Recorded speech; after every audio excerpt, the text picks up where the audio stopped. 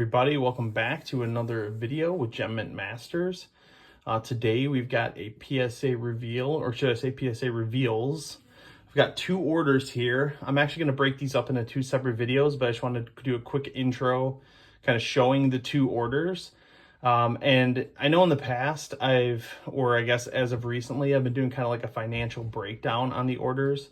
Both of these were kind of lower end orders, so I'm not going to necessarily focus on that. I will talk about the financials, but I kind of want to talk a little bit about strategy around kind of lower end submissions. And I think more importantly on this video and both of these videos, I'm going to talk a little bit about some lessons learned. I did a video recently around a PSA pre-submission that I just sent out, and talked a little bit about how I've kind of gotten to the stage in my grading journey where I'm being much more selective on the cards that I send, and I'm kind of going quality over quantity. But these two orders right here, perfect example of quantity. And like I said, I've kind of shifted away from that. These have been out for a couple months now. Just got these back. So I'm going to talk a little bit about how a quantity order can either be good or bad for you. And I'll drill into both of these orders. So here's the one order, and then this is the one order. And these are 10s, 9s, and then 8s or lower. So you can see in this order, we've got all 10s and 9s.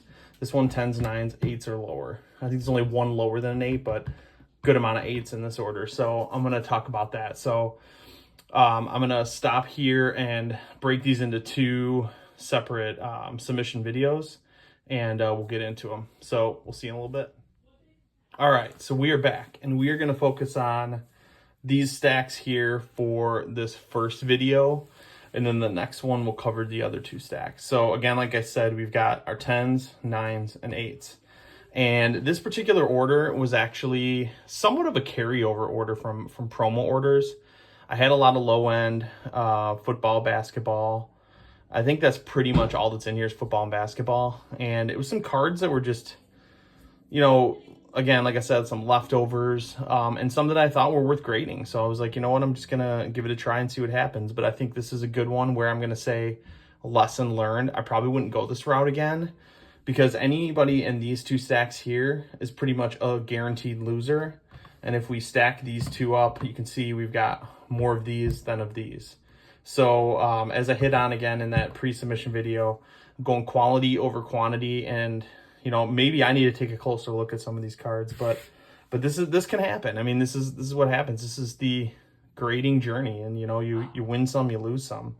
This is going to be one of those potential wash, if not lose, because I'll talk about some of these PSA 10s and how there's not a ton of huge upside on these. So it's really, again, it's all about who you pick, what their overall market is, how many collectors collect these certain players. Because take a guy like Victor Wembanyama, for example. He's got the largest market by far in terms of sales volume. If you track stuff on some of the sites like Market Movers or 130 Point, you can just see the sheer volume that is transacted with a guy like Wemby. And we're talking every kind of card, base cards even, sell for more than a PSA 10 of like a hollow like this of Pajemski. So it's interesting. I mean, you kind of want to think about that strategy when you're picking the players. I mean, this card right here, I'll just show a quick example, then I'll get into each stack. But Luke Musgrave was a guy who had a little bit of hype going into the season. This is a numbered out of 199. This one ended up getting an 8. So even in a 10, it's probably like a $30 to $40 card. Now we're probably talking like a $5 card. So but I think I paid about $5 for it. So it's like, again, but I've just lost the entire grading cost on that, which is about $20. So that's not good. I mean, if we have the same thing with this whole stack over here, then we're going to run into some issues. So again, that's where I personally am taking the route of being more selective, going quality over quantity, so that if I get any 9s, possibly even 8s, I know I'm close to my money back. But again, it's going to be higher investment on the front end, but higher return on the back end. So, all right. So go ahead and get into these. We'll do the 9s and the 8s first, and then we'll get into the 10s. All right. So I mean, again, I do look over these very well, and I thought these all look really good. So I could have just gotten a crappy grader. Again, there were a ton of 8s in this one. As you saw when I did the intro, the other order had 0 8s. Everything was 9s or 10s. So you just never know what you're going to get. All right. So Devon Achane, hype going into the season, just got hurt again. His stock is way, way, way down. And also overall, he just doesn't have a huge market. So with a lot of these football players you're going to see at the beginning of the season, there's just kind of general football hype. And if somebody sees like a PSA 10 of something like this, you probably get 50, 60, maybe even more for it. But now this one coming in at 9, I think the PSA 10 market has dropped down to probably 30 or 40. So this is even worse. So again, football is tough. Time it before the season. This was horrible timing on my part. Like these cards, a lot of these have lost so much value. Not only that, but now that they're 9s, even more so. Another one here, JSN, cheap card, both this and Achane, $10 or less. Probably closer to like $5 to $7 for these cards. But again, even in a PSA 10 right now, you're not making a ton of money. So is it really worth the risk, or do you focus on something else? Again, like I was talking about with Wemby, that has a bigger market. You can buy a card for $10 and you're still going to get 50 on it. And maybe you're going to break even on a 9. So that's the route I would suggest. Now this one was a good investment, I thought. This card looked amazing. I didn't see much wrong with it. Even centering is a little bit off, but I've seen a lot of these. The centering is pretty standard, and it was with intolerances. So I'll have to look over this Paolo. I paid $30 for it. This is like a close to, I want to say like $75 to $100 card in a PSA 10. So I felt pretty good. So I may, well, actually, no, I take that back. I would have to make about 50 on this to break even. I don't think I'm gonna get 50 on a PSA 9. So that one is like, he's got a good market, but not quite good enough to where I'm gonna break even on that. This one here I thought was going to be actually a pretty good investment because I thought this was getting a 10. This is the type of card where I'm willing to take a dart throw on. Dante DiVincenzo got traded recently, actually. This guy, during the season, he usually gets a lot of hype. And this is a pink velocity out of 79. And it's a number 1, which is even better. Paid $20 for this. This is a super rare card, like super low pop and everything. This might be one where I actually look to potentially crack out and resub. I'm always hesitant with the serial numbered cards because they're going to know that this is coming back. So I'm not 100% sure on that one. But this is one I thought would be worth a dart throw because this guy does have hype during the season. And his market is super cheap right now. So I have a Prism Silver either in this order or one of the other orders I'll talk about too. Here's another guy that I bought into the hype preseason, but again, timing is everything. Timing on him sucks right now. This is a 9, so it's not like it wouldn't if this was even a 10, I think I would be losing on it. Gardner Minshew had some great preseason hype, but this is the problem with a guy like this. You got the nod as the starter. You got to time that stuff perfectly. You would have had to have bought this before the season, subbed it, and sold it before the season. And there wasn't a ton of timing to do that. So I gave it a try. I think I paid like $6 for this. This is a pretty rare card. There aren't a lot of these because nobody was really grading Minshew's. And I thought, oh, okay, cool. If I can get this back, I get a 10. He does well. I could probably make some decent money with how cheap that card was. But he's not doing that well right now. And he might lose his job. So that one is probably one I'm just going to get a couple bucks for. Here's another guy, Puka Nacua. I thought this was a 10 for sure. Definitely disappointed in this one. I may look at this one again. I don't know. I bought this at a card show, and I looked this over really good before I bought it. PSA, this was going for about $100 at one point, and this is like a $20 card if even. You can pick this up pretty cheap.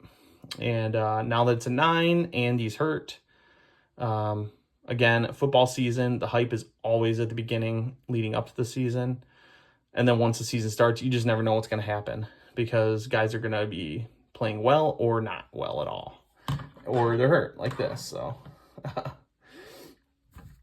Let me stack these back up. Got my 9s and then my 8s, and then we'll get into the good stuff, the 10s, if you can bear with me for a little bit. I talked about this one already, Luke Musgrave. I don't know what the heck that was wrong with this to get an 8, because I thought this looked perfect. So I'm gonna have to look over this again. There is like this mark right down here. You can see that? That's part of the pattern. They all have that. So if they gave me something because of that, it's like part of the field. So that's not an issue. So I'm gonna have to look at this one and see. But I'm not gonna resub this. This is not a valuable card either way. So this would be something, I know somebody specifically who would probably want this. So this might be coming to him. You know who you are. This one, I'm dumbfounded. I have no idea. Anthony Richardson, again, another, like, if you want to use an example of some of the worst players to sub on an order, this is the order for you. Anthony Richardson, stock way down again, got hurt again, not exactly playing well. This was a cheap card at the time. I picked up like 6 of these for like $15 each. I don't know what the heck is wrong with this one. I have no idea. So I'm tempted to just crack it out and look at it and see. But yeah, I'm dumbfounded on that. I rarely ever get 6s, but I do get them. And when I do, there's something major wrong with it. Here's another one. This was actually a crack and resub. I did not believe this was an 8. The centering was perfect. I didn't see anything wrong with it. So clearly there's something that the grader is seeing on this one that is somewhat major, because this now twice has gotten 8s. And talk about a loser. Bought this at the hype, subbed it twice now, chalking this one up to a loss as well. So hopefully there's some Bryce Young collectors out there that want that. Same exact story with the CJ Stroud. I did the exact same thing. This one looked great to me. I didn't see anything wrong with it. It is a paper card, but 4 sharp corners on the front and the back. Now I'm seeing a little fuzzy corner on the right, which I don't remember that being like that. But hey, I guess when you sub it twice, that's what it is. But another one, I'll probably just unload to somebody who can appreciate it. And then the last 8, another Anthony Richardson. I subbed 6 of these. I got 110. So this was a horrible experiment gone wrong. But again, sometimes it's worth a try. You get sucked in like I do to these promos and like, oh great, wow, let me submit as many cards as I can for these promos. Advice: don't take shortcuts. Take your time. But again, if I hadn't learned this lesson, then I wouldn't have some of the successes that I've had. So I wouldn't trade it. I would not take it back. All right, here we go. Here's our good ones. Here's our 10s. All right, first one. Talked about this guy a little bit, Brandon Podjemski. I may hold on to this one a little bit longer until the season starts, because this guy had a lot of hype toward the end of the season. But this product, as you know, came out well after the season was over. And this card only goes for about $35 right now. And you're talking, it's probably a $5 card. You could buy this with $20 to sub it, 25. So you're not really making anything. So this might be one I hold on to. I do believe in him. A lot of people do. I don't see him having a bad season. So I'm hoping that maybe some hype can build. Or as the season gets closer, kind of similar to football, I might be able to make a few more bucks on it. Not a guy I like long term, but I do like him short term. As we talked about before, players that you didn't want to have on here, this is the best case scenario for this card to get a 10. But this is not a card that's going to get me hardly anything right now.